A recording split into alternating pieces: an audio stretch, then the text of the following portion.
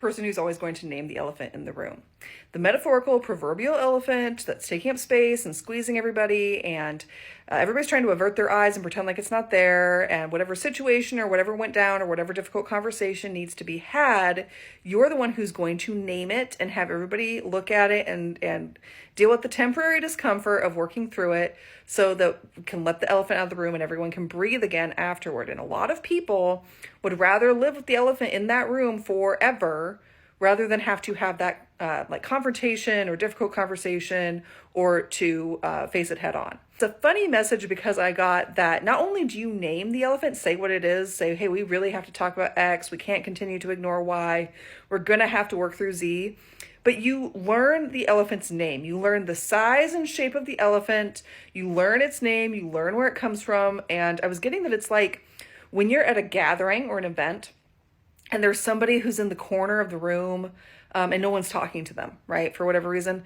you see them, you're not going to pretend like you don't see them just because everybody else isn't talking to them doesn't mean you're not going to. You go over, you learn their name, you introduce yourself, you strike up conversation, you understand, what brought them to the event, all of these things. You do the same thing for the proverbial elephant in the room. You learn what it is. You, through your intuition, through your discernment, through your pattern recognition, you come to say, okay, so this elephant is making everyone uncomfortable because this. You get a lot of clarity, you reflect on it until you can see the situation very clearly from multiple different sides. And I mean this because it's a gift of yours that you're able to do, because then when you're the one who says, we have to talk about this, we have to name the elephant. You know so much about the elephant that you're able to help guide people through those conversations.